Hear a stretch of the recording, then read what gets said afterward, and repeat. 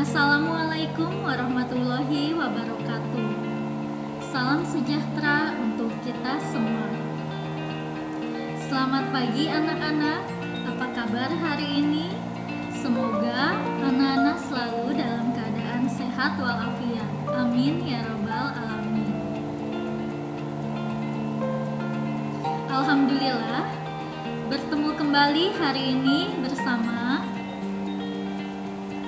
Ibu Kiki, Ibu Hesti, dan Pak Firdaus, yaitu Bapak dan Ibu guru kalian yang mengajar di kelas 3A, B, dan C.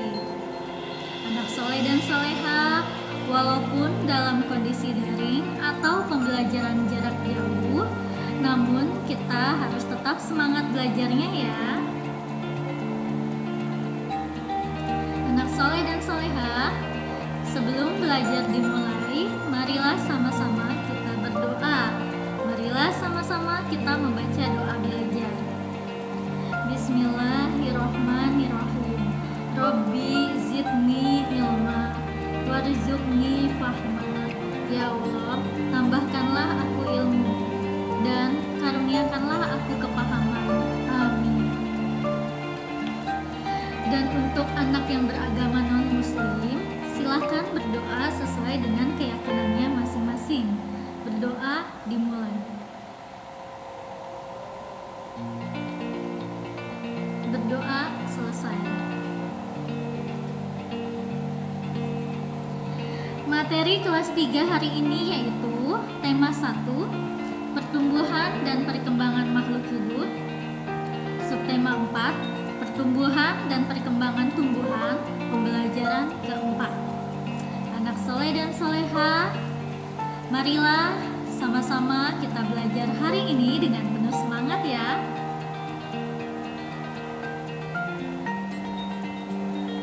Adapun tujuan pembelajaran hari ini yaitu sebagai berikut. 1. Siswa dapat menuliskan pokok-pokok informasi yang disajikan tentang pertumbuhan dan perkembangan tumbuhan umbi dengan tepat. Nah, ini muatan pelajaran bahasa Indonesia ya. Selanjutnya, yang kedua, siswa dapat menjelaskan makna bersatu dalam keberagaman di sekolah dengan benar. Yang kedua ini adalah muatan pelajaran PPKN.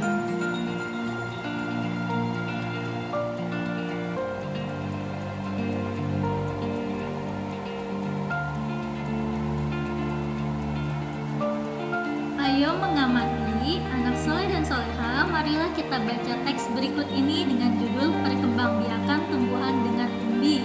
Silakan anak-anak baca juga, ada di buku paketnya halaman 167. Perkembangbiakan tumbuhan juga dapat dilakukan dengan umbi.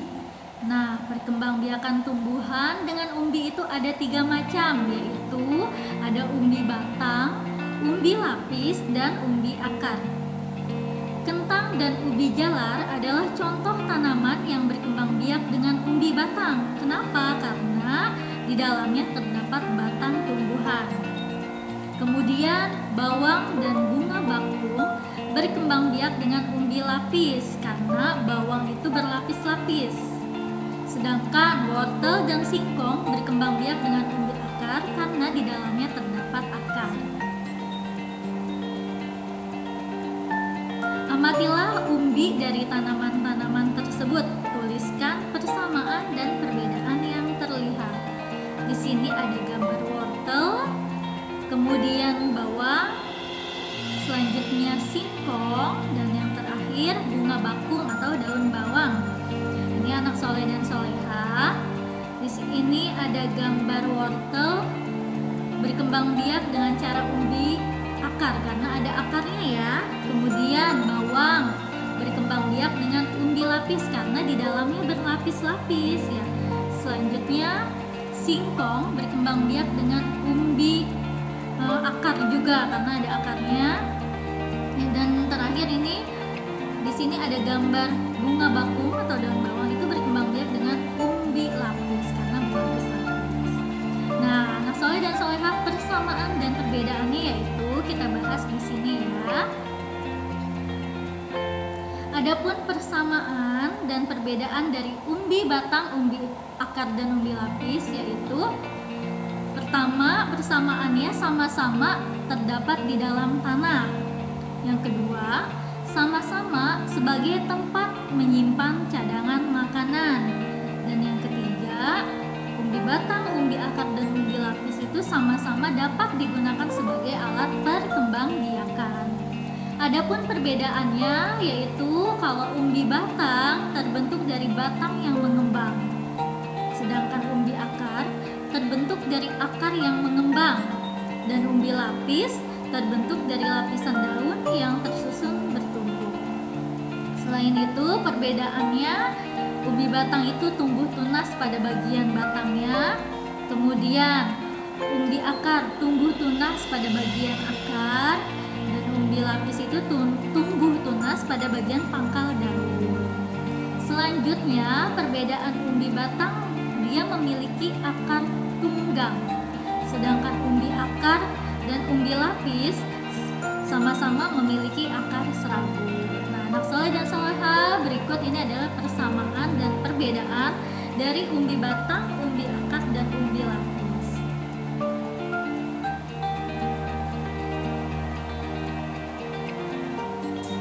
Di sini anak soleh dan soleha ada gambar bawang. Menurutmu mengapa bawang merah disebut umbi lapis?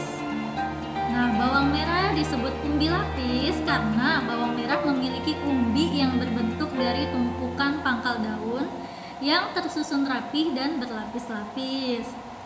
Kemudian, bawang merah disebut umbi lapis karena bentuk tanaman bawang merah seperti rumput, memiliki akar serabut dan batangnya pendek, tidak berkambium. Pangkal daunnya dapat berubah fungsi menjadi umbi lapis. Dan selanjutnya, bawang merah disebut umbi lapis juga karena pada tanaman ini berupa lapisan-lapisan yang menyatu satu sama lain sehingga membentuk bulatan padu selayaknya umbi. Pernahkah kamu melihat tahapan perkembangbiakan bawang merah? Carilah informasi tentang tahapan perkembangbiakan bawang merah. Tuliskan informasi yang kamu peroleh pada tempat yang tersedia. Ibu bahas dan Ibu jelaskan ya. Jawabannya yaitu bawang merah berkembang biak dengan cara kawin dan tanpa kawin. Dalam proses perkembangbiakan kawin, penyerbukan bawang dibantu oleh lebah dan serangga lainnya sebelum menjadi benih atau biji yang siap tumbuh sebagai individu baru atau tanaman baru. Namun, proses ini memakan waktu yang lama sehingga bawang merah sangat jarang berkembang biak dengan cara ini. Selain dengan cara kawin, bawang merah juga berkembang biak dengan cara tidak kawin, yaitu dengan umbi lapis yang barusan kita bahas ya. Umbi lapis adalah tumbuhnya tunas pada sela-sela lapisan umbi. Perkembangbiakan ini menggunakan bagian tengah dari lapisan bawang ini. Dengan menanamnya, maka akan diperoleh individu baru dari bawang merah tersebut. Cara ini adalah yang paling cepat dipakai untuk memperoleh tumbuhan bawang yang baru karena prosesnya cukup sederhana. Nah, jadi yang paling sering digunakan untuk proses pertumbuhan dan perkembangbiakan bawang merah ini dengan cara umbi lapis, yaitu dengan cara tanpa kawin.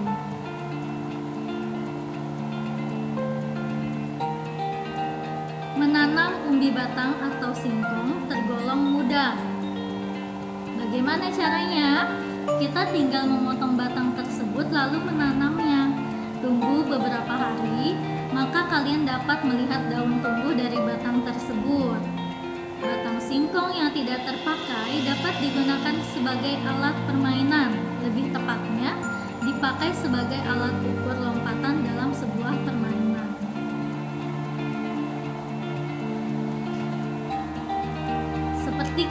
Seperti pada gambar berikut ini anak soleh dan soleha, di sini ada gambar permainan lompatan. Di sini permainan lompatannya menggunakan batang dari pohon singkong.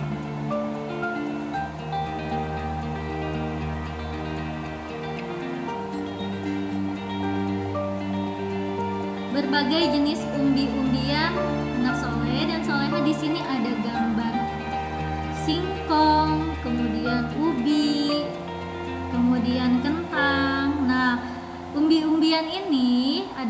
makanan yang dapat diolah. Contoh nih, kentang bisa kita buat keripik atau ciki, kemudian kita bisa buat kentang goreng atau perkedel. Selanjutnya ini ada singkong juga, bisa kita buat menjadi keripik singkong, kemudian singkong Thailand, kemudian singkong rebus. Begitu juga ubi ya. Jadi umbi-umbian ini dapat diolah menjadi makanan yang lebih kreatif lagi dan lebih banyak disukai oleh masyarakat Indonesia. Umbi-umbian merupakan makanan yang sangat digemari oleh sebagian besar penduduk Indonesia. Umbi-umbian dapat diolah menjadi berbagai makanan. Hari ini Siti dan teman-teman belajar memasak. Mereka membuat makanan dari bahan singkong, yaitu getuk. Mereka bekerja bersama-sama. Mereka membagi tugas dengan merata sehingga semua pekerjaan dapat diselesaikan dengan baik. Bekerja sama juga membuat pekerjaan terasa lebih ringan. Pernahkah kamu bekerja sama dengan teman-temanmu? Anak-anak pasti pernah ya melakukan kerjasama, karena hal-hal yang dapat dilakukan, pekerjaan yang dapat dilakukan secara bersama-sama di sekolah itu contohnya melakukan piket kelas, membersihkan halaman sekolah, kemudian belajar kelompok, itu juga dapat dilakukan secara bersama-sama. Ada juga nih anak soleh dan soleha, pekerjaan yang tidak boleh dilakukan secara bersama-sama. Contohnya ketika ulangan kita tidak boleh bekerja sama atau tidak boleh menyontek dengan jawaban temannya. Selanjutnya, kita tidak boleh bekerja sama dalam hal keburukan seperti mencoret-coret tembok dan mencoret-coret meja. Seperti itu ya. Alhamdulillahirabbil alamin, anak soleh dan soleha, selesai juga materi hari ini. Materi tema 1 subtema 4 pembelajaran keempat. Adapun tugas yang harus anak-anak kerjakan yaitu tugas pertama, muatan pelajaran bahasa Indonesia. Isilah titik-titik di bawah ini dengan benar. 1. Perkembangbiakan tumbuhan dengan umbi ada 3 macam, yaitu tadi yang sudah Ibu sebutkan ya. Kemudian nomor 2, kentang dan ubi jalar adalah contoh tumbuhan yang berkembang biak dengan titik-titik-titik. Nomor 3, bawang adalah contoh tumbuhan yang berkembang biak dengan titik-titik-titik. Nomor 4, contoh tumbuhan yang berkembang biak dengan umbi akar adalah titik-titik-titik. Dan terakhir nomor 5, salah satu persamaan dari umbi batang, umbi akar, dan umbi lapis adalah titik-titik-titik. Selanjutnya, tugas kedua yaitu muatan pelajaran PPKN.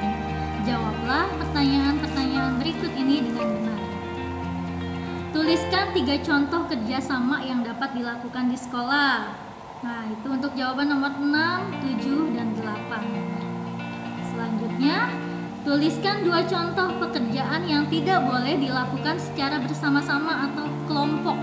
Ya, ada 2, anak-anak tulis untuk jawaban nomor 9 dan nomor 10.